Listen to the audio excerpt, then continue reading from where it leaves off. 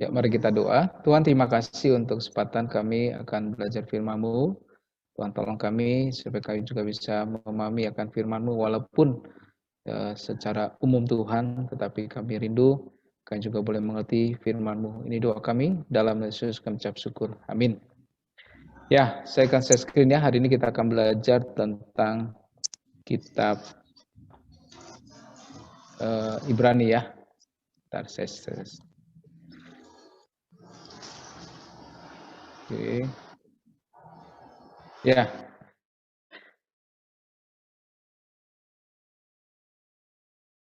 Nah, saudara, kitab Ibrani ini menjadi kitab yang tidak mudah dipelajari ya.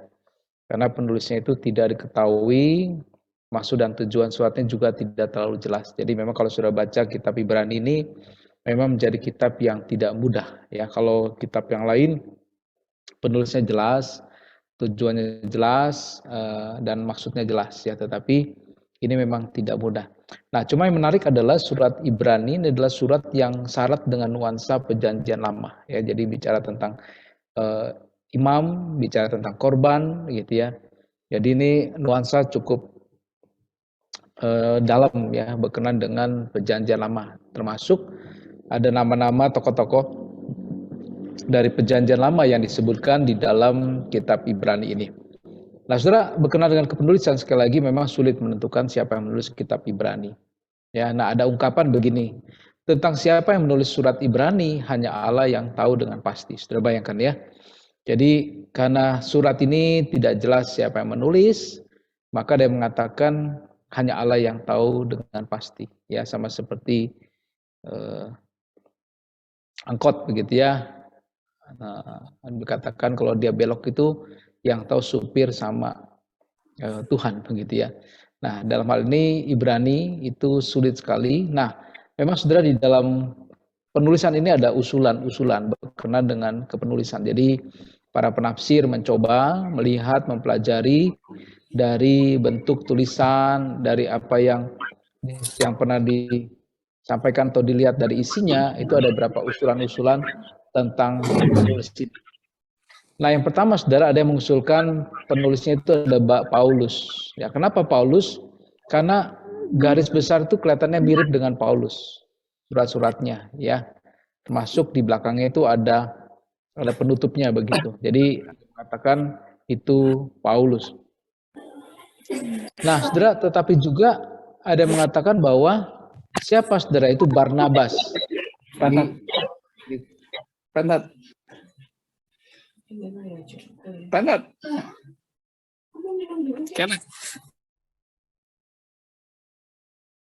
Ya, ada yang mengatakan penulisnya adalah Barnabas. Jadi ini karena Barnabas adalah orang yang dekat dengan Paulus dan dia juga adalah seorang yang bisa dikatakan dia seorang yang memang jago juga dalam Ibrani ya, sehingga kemudian yang menulis adalah Barnabas. Nah, ada juga saudara yang mengatakan bahwa yang menulis adalah Lukas. Nah, kenapa? Karena di sini Lukas itu selalu mendampingi daripada Paulus. Jadi Paulus yang menulis, nah kemudian yang menerjemahkan adalah Lukas. Ya, sama seperti kitab Kisah Para Rasul dan juga kitab Lukas sendiri, saudara, yang memang Paulus itu didampingi oleh Lukas. Sehingga ada yang mengatakan yang menulis adalah Lukas. Nah, ada juga Clement, saudara. Nah, Clement ini adalah tokoh gereja awal-awal.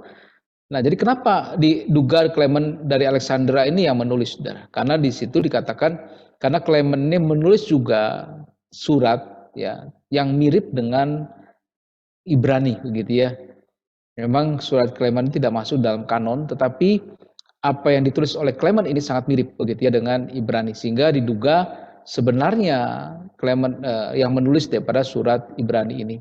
Nah, sudah ada juga mengatakan Silas atau Silvanus ya. Jadi orang yang bersama-sama melayani Paulus sehingga kemudian orang inilah yang menulis. Ya, mungkin saja sumbernya yang mengatakan dari Paulus.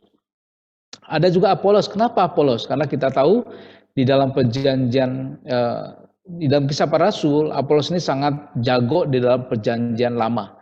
Ya, karena isinya syarat dengan Perjanjian Lama, maka diduga yang menulis adalah Apolos, ya. Nah, Apolos ini adalah seorang yang memang pandai, ya luar biasa. Kita tahu dia berjumpa dengan Priscilla dan Aquila, dan situ bagaimana Apolos ini orang yang mengajarkan akan firman Tuhan, ya. Dan memang ada berapa lagi saudara yang menulis akan surat ini. Tetapi kesimpulannya adalah sekali lagi penulisnya tidak pasti siapa yang menulis. Nah, memang kebanyakan orang itu mengatakan Paulus, tetapi dari kanon yang dilakukan yang ada dalam Alkitab kita, nah Ibrani itu di luar daripada, kalau kita lihat ya, Ibrani itu di luar dari surat Paulus, walaupun kan terakhir Filemon.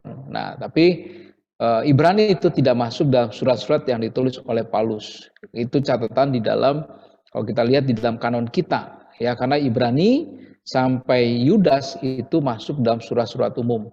Nah, baru kemudian Wahyu surat itu tentang nubuat, begitu ya.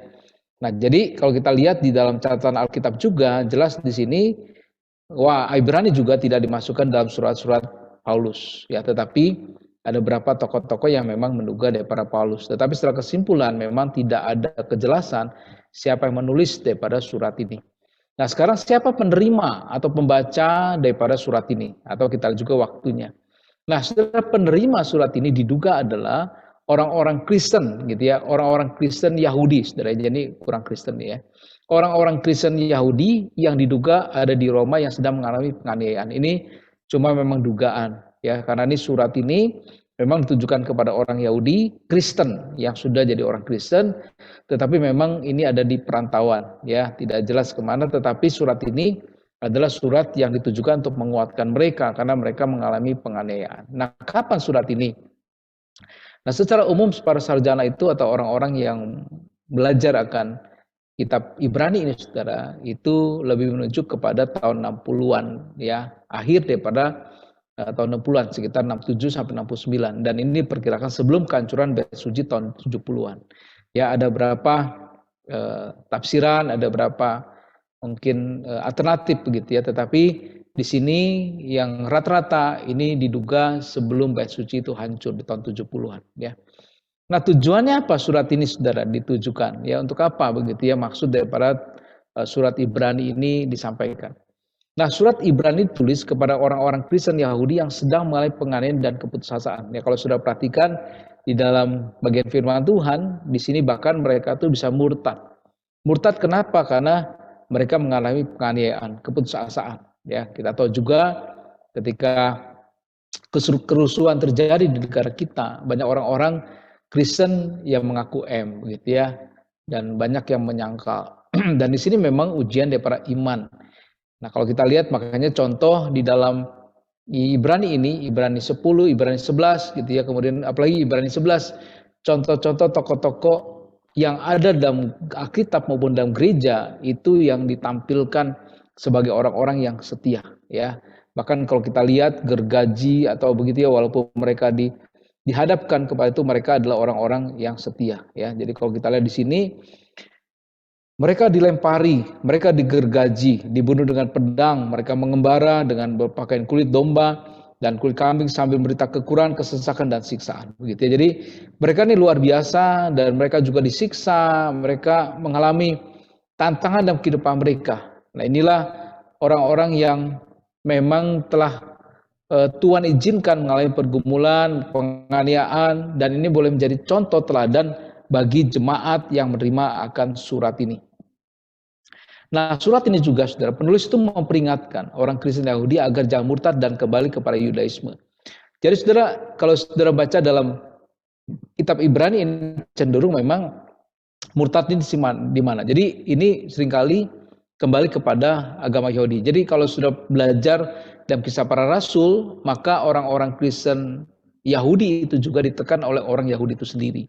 Salah satunya, saudara ya. Jadi kalau sudah perhatikan di komunitas-komunitas yang ada di beberapa kota, maka orang Yahudi yang Kristen itu kadang ditekan oleh orang Yahudi. Kenapa, saudara, orang Yahudi itu tidak suka dengan orang Kristen? Nah, mereka tuh sebenarnya sangat-sangat tidak suka dengan Paulus. Karena Paulus itu yang dulu orang yang menegakkan Yudaisme, agama Yahudi, bahkan menangkap, membunuh orang Kristen.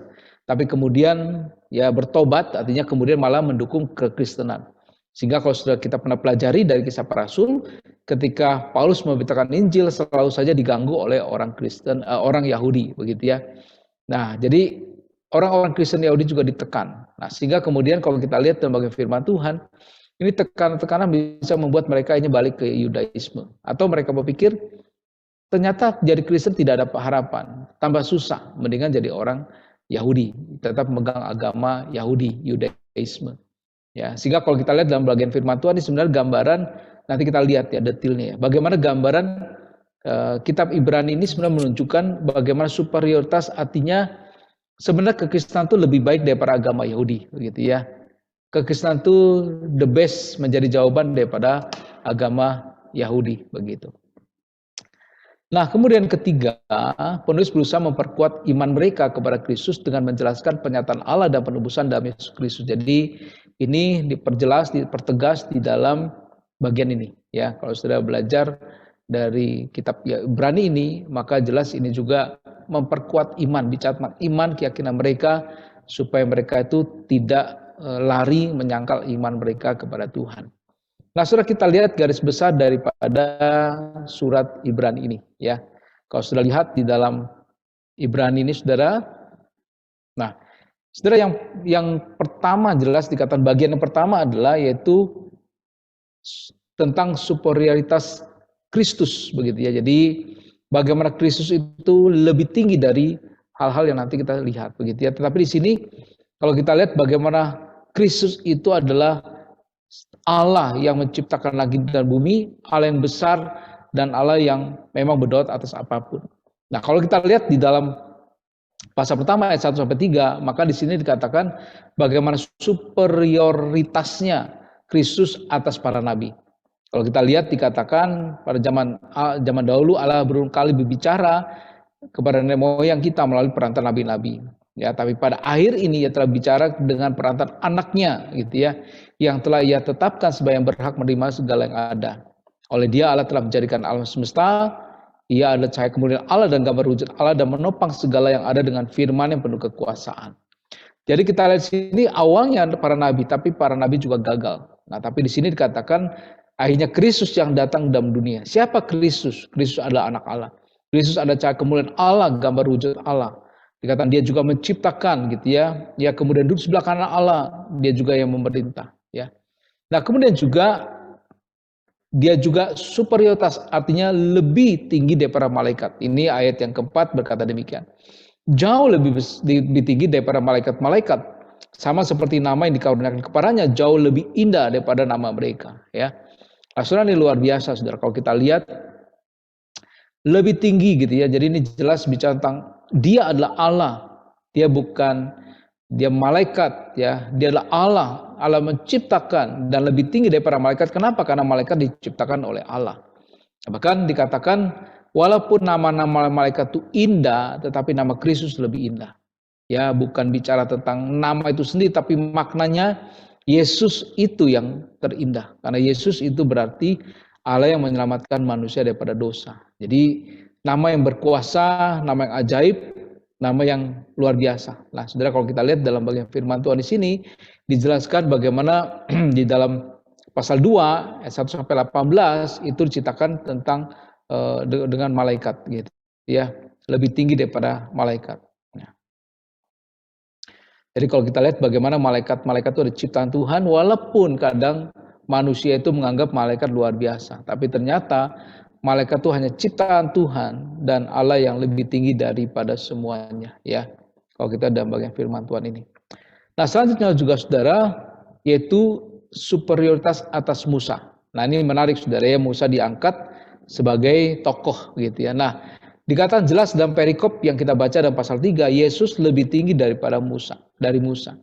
Nah, kenapa tokoh ini diangkat? Karena tokoh Musa ada tokoh yang luar biasa. 3 agama besar, yaitu Yudaisme, agama Islam, dan juga agama Kristen. Ini tokoh Musa menjadi tokoh yang luar biasa, ya, selain Abraham tentu. Nah, Musa ini, saudara, menjadi tokoh yang luar biasa. Kenapa? Karena dia itu dikatakan dianggap sebagai nabi, ya, yang luar biasa dipakai oleh Tuhan, yang membawa bangsa Israel keluar dari tanah Mesir. Bahkan Musa juga, saudara, yang bisa dikatakan menjadi imam perantara antara Allah dengan manusia. Karena Musa yang bisa menghadap Allah, bahkan Musa yang bisa melihat Allah, walaupun Tuhan izinkan punggungnya saja, begitu ya. Tapi Musa itu pernah paling dekat dengan Allah dari siapapun. Bahkan ada peristiwa di mana orang Kristen begitu takut dengan kehadiran Tuhan, sehingga kemudian mereka mencari Musa dan meminta Musa untuk mewakili mereka, ya, menjadi perantara. Nah, di sini bagaimana dikatakan kalau kita lihat bagaimana di sini sebab ayat yang ketiga, pasal 33, sebab ia dipandang layak mendapat kemuliaan lebih besar daripada Musa, sama seperti ahli bangunan lebih dihormati daripada rumah yang dibangunnya. Jadi Musa itu sendiri adalah alat, gitu ya, tapi pemiliknya adalah Allah, gitu ya. Jadi di sini jelas ya dikatakan, misalnya setiap rumah dibangun oleh seorang ahli bangunan, tetapi ahli bangunan segala sesuatu ialah Allah. Jadi Musa itu dianggap alat atau pelayan, begitu ya. Tapi disinilah bagaimana Kristus itu adalah yang mengepalai sebagai kepala rumah, ya. Kalau kita lihat dalam bagian firman Tuhan. Nah, kemudian juga bukan hanya terhadap Musa, tetapi juga Yosua. Ya, ini juga menarik. Tokoh-tokoh yang disebutkan, tokoh-tokoh Yosua itu sangat luar biasa membawa bangsa Israel itu masuk ke tanah perjanjian, gitu ya. Dan ini menjadi tokoh yang luar biasa. Nah, tapi dikatakan yang lebih hebat lagi adalah Kristus. Kenapa? Karena Kristus itu akan membawa ke tanah perjanjian yang sesungguhnya, yaitu surga yang mulia. Ya, jadi kalau Yosua masuk tanah perjanjian di dalam dunia, tetapi Kristus itu dikatakan membawa tanah perjanjian, yaitu surga yang mulia, begitu ya. Jadi kalau kita lihat ini lebih jauh lagi, begitu ya. Kalau kita lihat dalam bagian firman Tuhan di sini, sebab andai kata Yosua telah membawa mereka masuk ke tempat perhentian, pasti Allah tidak akan berkata-kata kemudian tentang suatu hari lain, begitu ya. Tapi di sini, sebab barang siapa masuk ke tempat perhentiannya, ia sendiri telah berhenti dari segala pekerjaan, sama seperti Allah berhenti dari pekerjaannya. Ya, kalau lihat di sini bagaimana Kristus itu membawa mereka, ya, secara khusus juga bicara tentang hari perhentian. Nah, kemudian juga di dalam pasal 4 ayat 14 sampai 7 ayat 28 ini bicara tentang Yesus sebagai imam besar. Jadi imam besar yang mewakili antara umat dengan Allah, gitu ya. Jadi kalau gambaran di dalam bangsa Israel, tokoh yang paling penting adalah imam besar. Karena imam besar itu adalah imam yang mewakili umat kepada Allah dan mewakili Allah terhadap, artinya kepada umat, gitu ya. Jadi kita tahu bagaimana pakaian dari pakaian. Kalau menghadap Tuhan, maka pakaian imam besar adalah kain lenan. Itu menunjukkan kesederhanaan, kerendahan hati, memohon ampun. Tapi ketika imam besar mewakili Allah, ya, di hadapan bangsa Israel, maka imam besar itu memakai baju efod kemuliaan, permata bajunya luar biasa. Nah, di situ dikatakan mewakili Allah, menyampaikan firman-Nya, menyampaikan kehendak-Nya melalui Urim dan Tumim. Apa yang dikatakan, ya, Tuhan melalui imam besar itu harus disampaikan. Ya, jadi imam besar pertama adalah Harun, ya, dan termasuk Musa adalah seorang imam, ya. Nah, di sini juga bagaimana tentang keimaman daripada Kristus, ya, memang disebut juga Melkisedek, tetapi Tuhan juga Kristus lebih besar daripada itu semua. Jadi jelas di sini bagaimana keimamannya itu, saudara, lebih besar. Walaupun dikatakan begini, ya, kalau imam besar itu hanya sekali, berulang kali mempersembahkan korban, tapi Kristus sekali saja untuk selama-lamanya, gitu ya. Dan kita lihat bagaimana Kristus itu menjadi imam besar yang mewakili akan kita. Ya, jadi kalau imam besar kan masuk ke ruang kudus, dan itu dikatakan dia adalah hanya sebagai, bisa dikatakan Allah Tuhan, ya, wakil Tuhan. Tetapi itu juga sementara, tapi Kristus itu sendiri menjadi imam besar untuk selama-lamanya, ya. Jadi ini bagaimana hal yang dilakukan oleh Kristus itu adalah hal yang luar biasa. Jadi kalau kita lihat dalam bagian firman Tuhan, ya, dalam Ibrani 11, misalnya Ibrani 9 dikatakan juga, ya, sebab Kristus bukan masuk ke dalam tempat kudus buatan tangan manusia yang hanya merupakan gambaran saja dari sebenarnya, tapi ke dalam surga sendiri untuk menghadap hadirat Allah guna kepentingan kita. Dan ia bukan masuk untuk berulang-ulang mempersembahkan diri sendiri sebagaimana imam besar setiap tahun masuk ke dalam tempat kudus dengan darah yang bukan dari sendiri. Sebab jika demikian, ia harus berulang-ulang menderita sejak dunia dijadikan. Tapi sekarang ia hanya satu kali saja menyatakan dirinya pada zaman akhir untuk menghapuskan dosa oleh korbannya. Gitu ya. Jadi Ketika bicara tentang hal ini juga, maka bagaimana fungsi keimaman daripada Kristus. Ya, dia mempersembahkan korban, tapi bukan korban domba, lembu, tapi dirinya sendiri. Dan bahkan dia mempersembahkan sekali untuk selama-lamanya. Jadi kalau kita lihat dalam ayat 27, 28 dan sama pasal 9 ya. Dan sama seperti manusia ditetapkan untuk mati hanya satu kali saja dan sudah itu ia dihakimi. Demikian pula Kristus hanya satu kali saja mengorbankan dirinya untuk menanggung dosa banyak orang. Sesudah itu ia menyatakan dirinya sekali lagi tanpa menanggung dosa untuk menganugerahkan keselamatan kepada mereka yang menantikan dia. Begitu ya. Jadi inilah tokoh Kristus yang dahsyat, yang luar biasa, yang super ya, di atas segalanya. Dan ini kalau kita lihat hal-hal ini yang dinyatakan di dalam agama Yahudi gitu ya. Ya, jadi Musa dipuja, para mereka juga, Yosua tokoh-tokoh penting, imam besar, tokoh-tokoh yang dianggap luar biasa, memimpin mereka kepada keselamatan. Tetapi di sini semua jauh di bawah Kristus yang datang ke dalam dunia dan dia menjadi seorang imam. Bahkan dia ada raja dan dia juga adalah nabi gitu ya. 3 jabatan yang besar ya yang ada di dalam diri daripada Tuhan Yesus.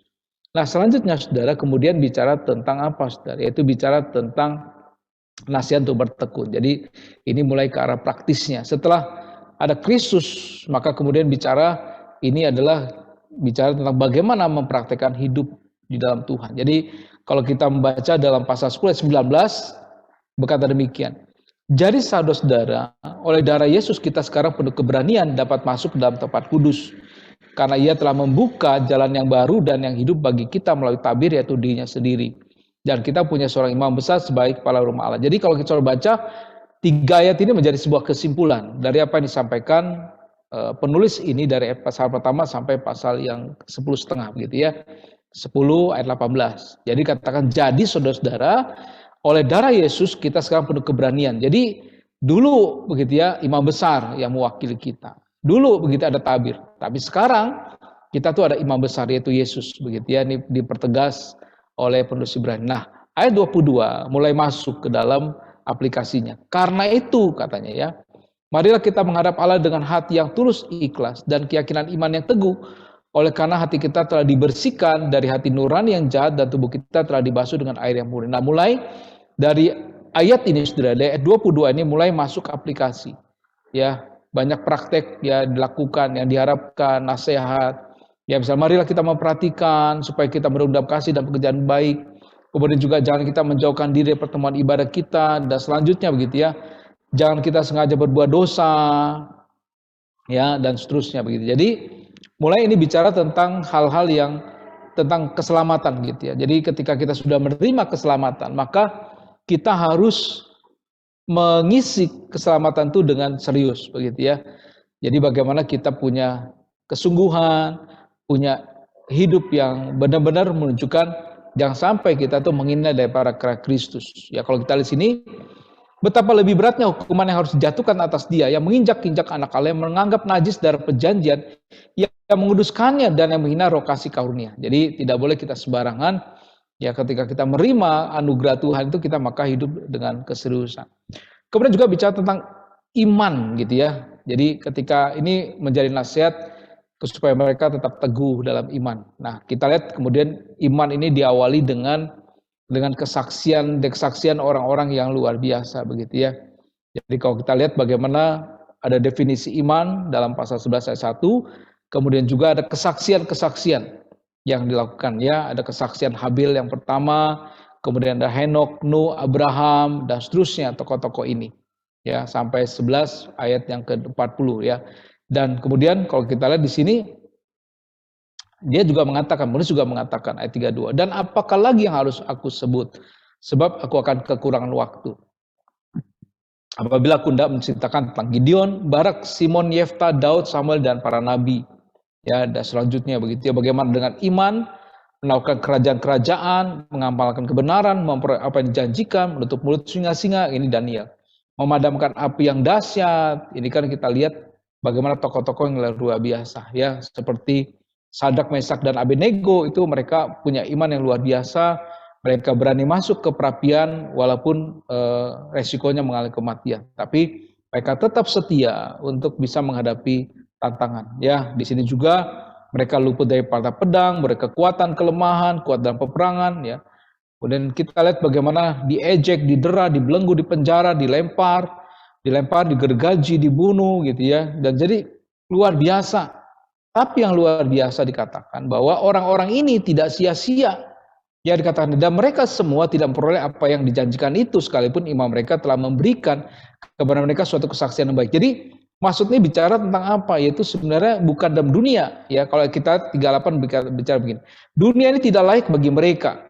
Ya, mereka mengembara di padang gurun, di pegunungan, dalam gua-gua dan celah gunung, dan mereka semua tidak memperoleh apa yang dijanjikan itu, sekalipun imam mereka telah memberikan kepada mereka suatu kesaksian baik. Jadi walaupun ya dunia itu tidak hanya dikatakan sebenarnya Tuhan tidak memberikan maksudnya gini, janji yang dunia yang mereka tidak dapatkan, tapi ayat 40 berkata demikian. Sebab Allah telah menyediakan sesuatu yang lebih baik bagi mereka, tanpa mereka tidak dapat sampai kepada kesempurnaan. Jadi walaupun mereka misalkan tokoh-tokoh ini tidak masuk ke dalam misalnya perjanjian atau kehormatan dan segala macam itu dalam dunia, tapi Allah itu menyediakan sesuatu yang lebih baik bagi mereka. Tanpa mereka tidak dapat sampai kepada kesempurnaan. Artinya Tuhan tuh sudah menyediakan tempat yang terbaik dalam kehidupan mereka. Bahkan mahkota disediakan bagi mereka yang mengalami penderitaan semacam ini. Ya. Nah kemudian saudara di sini juga bicara tentang ketabahan, bertekun. Gitu ya. Di sini katanya kita lihat bagaimana tokoh-tokoh ini bagaikan saksi ya, yang mengiling kita. Dan karena itulah marilah kita menanggalkan ya, semua beban dan dosa yang begitu menentang kita dan berlomba dengan teguh dan perlombaan yang diwajibkan bagi kita. Jadi mari tertuju kepada Kristus, kepada iman, ya, kepada kesempurnaan. Ini artinya apa, saudara? Artinya di dalam pergumulan mari kita menghadap atau fokus kepada Tuhan. Karena ayat 3 berkata ya, jadi contoh yaitu Kristus. Ingatlah selalu akan Dia yang tekun menanggung bantahan yang sehebat itu terhadap dirinya dari pihak orang-orang berdosa, supaya jangan kamu menjadi lemah dan putus asa. Dalam pergumulan kamu melawan dosa, kamu belum sampai mencucurkan darah, gitu ya. Jadi di sini dikatakan penulis Ibrani itu menekankan kamu tuh harus tabah. Kristus itu sudah berjuang demi kamu untuk menyelamatkanmu, bahkan mencucurkan darah. Dia mati di atas kayu salib. Nah, kemudian penulis ini kemudian bicara bagaimana ya bicara tentang ganjaran, bagaimana Tuhan juga mengizinkan ada ganjaran supaya mereka tuh bisa datang kepada Tuhan bertobat, dan itu paling penting adalah supaya mereka ingat bahwa mereka adalah anak yang betul-betul dicintai oleh Tuhan, ya, sehingga melalui itu supaya anak-anak Tuhan itu bisa kembali. Dan di dalam pergumulan itu mereka harus tabah, ya, harus kuat. Ya, kalau kita lihat ayat yang ke-11. Memang tiap-tiap ganjaran pada waktu yang diberikan tidak mendatangkan sukacita, tapi duka cita. Tapi kemudian dia menghasilkan buah kebenaran, ia memberikan damai kepada mereka yang dilatih olehnya. Jadi harus sabar, tabah dalam pergumulan, tantangan, karena itu percaya Tuhan izinkan terjadi untuk kebaikan kita. Ya, ini gambarannya begitu. Kemudian juga bicara apa itu tentang kekudusan juga, hidup harus serius. Ayat 14 jelas berkata demikian, berusahalah hidup damai dengan semua orang dan kejarlah kekudusan, sebab tanpa kekudusan tidak seorang pun akan melihat Tuhan. Ya. Jadi ini bicara selain banyak penganiayaan, tantangan, juga ternyata ada masalah kehidupan yang moral yang tidak baik. Sehingga penulis juga memberikan nasihat supaya mereka harus betul-betul menjaga kekudusan hidup mereka. Ya. Nah, selanjutnya juga saudara yang terakhir adalah penutup ya di dalam ayat 18 sampai 25 di sini pasal 13, dan ini kalau kita lihat bagaimana sama mirip dengan Paulus sebenarnya. Makanya orang menduga Paulus bisa begini, berdoa terus untuk kami sebab kami yakin bahwa hati nurani kami adalah baik karena dalam segala hal kami inginkan suatu hidup yang baik ya. Kemudian di sini mulai begitu ya, karena disebutkan nama Timotius ayat 23 ya, makanya orang mengatakan ini jangan-jangan Paulus, ya, karena 23, ketahuilah bahwa Timotius saudara kita telah berangkat, segera sesudah ia datang aku akan mengunjungi kamu bersama-sama dengan dia, begitu ya. Ini kan pola daripada Paulus. Bahkan sampaikan salam kepada semua pemimpin kamu dan semua orang kudus, terimalah salam dari saudara-saudara di Italia. Gitu, ini diduga ditulis di Italia. Nah, kasih karunia menyertai kamu sekalian. Ya, walaupun ini cirinya seperti Paulus, tapi ini memang kita tidak bilang ini dari Paulus ya penulisnya, karena ini memang belum tidak jelas, tetapi jelas di sini ada salam penutup yang disampaikan. Nah, saudara, dari kitab Ibrani ini, dari bagian yang kita pelajari ya, dari garis besar ini, tema apa yang paling utama, saudara? Nah, jelas pertama adalah keunggulan Kristus, begitu ya. Digambarkan dari bagian-bagian yang tadi, ya, bagaimana Kristus yang superioritas atas apapun. Dan di sini menunjukkan bahwa orang-orang Kristen Yahudi yang sudah percaya kepada Kristus tidak sia-sia. Ya, memang sampai saat ini orang Yahudi itu masih sedikit percaya kepada Tuhan. Mereka sedang menantikan Mesias. Nah, mereka tidak tahu bahwa Mesias itu sudah datang ya dalam diri Tuhan Yesus Kristus ya. Dan ini unggul dalam segala sesuatu. Ya, keunggulan Kristus itu nyata atas para nabi, sehebat apapun nabi, termasuk Nabi Elia dan Elisa yang tanda-tanda mujizat dan luar biasa. Nah, Kristus lebih dahsyat lagi. Ya, walaupun memang Elia pernah membangkitkan Elisa begitu ya, tapi Kristus lebih dahsyat lagi, saudara. Bahkan dia bangkit ya. Jadi dia tokoh nabi, dia ada Tuhan yang lebih daripada nabi. Ya, dia juga melebihi daripada tokoh-tokoh Musa dan segala macam begitu ya. Musa adalah gambaran daripada Kristus ya, karena di dalam tulisan Musa dalam katakan bahwa akan ada nabi yang lebih besar daripada Musa yang akan datang begitu ya. Nah, tema utama juga yang selanjutnya apa, yaitu imam besar dan korban gitu ya. Jadi imam besar menjadi tokoh di dalam agama Yahudi, tapi Kristus itu menjadi imam besar yang sejati. Karena Kristuslah yang langsung begitu ya. Jadi kita bersyukur, saudara, karena Kristus menjadi imam besar bagi kita, maka kita tidak perlu memberikan ke gereja itu bawa korban ya. Dan orang-orang yang sudah percaya dalam perjanjian baru, ada Kristus yang datang dalam dunia menjadi imam besar bagi kita, maka tidak perlu kita bawa korban. Nah, demikian juga dikatakan kenapa kita tidak bawa korban, karena korban itu sudah dilakukan oleh Kristus sendiri.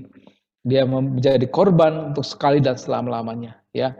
Dan karena Kristus telah, maka kita tidak perlu perantara lagi. Ya, kalau dalam agama Katolik memang imam-imam pastor itu menjadi perantara. Makanya ada praktek mereka mendoakan buat kita. Ya, jadi ini memang saya tidak mencela pengajaran mereka Katolik ya, tetapi ini masih mereka pakai. Ya, jadi kalau misalnya datang ya sampaikan dan mereka doa buat kita. Ya, tidak salah juga sih kalau pimpinan begitu ya mendoakan akan umatnya begitu ya.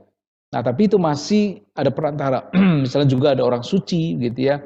Ada santo ya, ini nama saya Santobi gitu ya. Tapi ada santo-santo saudara yang menjadi wakil atau menjadi perantara begitu ya. Dan kita tidak lagi dalam kekristenan iman dengan iman kita. Ya, jadi kita langsung begitu ya. Nah, kemudian juga iman. Nah, ini penting ujian iman yang sampaikan, dan jangan sampai mereka itu menjadi orang-orang yang kemudian murtad gitu ya. Jadi tidak lagi setia kepada Tuhan, tapi dari contoh yang ada disampaikan ini menjadi teladan ya, bagaimana orang-orang Kristen pada masa itu harus kuat, tabah, teguh dalam iman karena ada contoh-contohnya. Bahkan mereka itu diyakini dengan iman sudah mendapatkan tempat yang paling indah, yaitu di surga yang mulia. Bahkan orang-orang yang mati bagi Kristus akan bersama memerintah ya di surga yang mulia ya.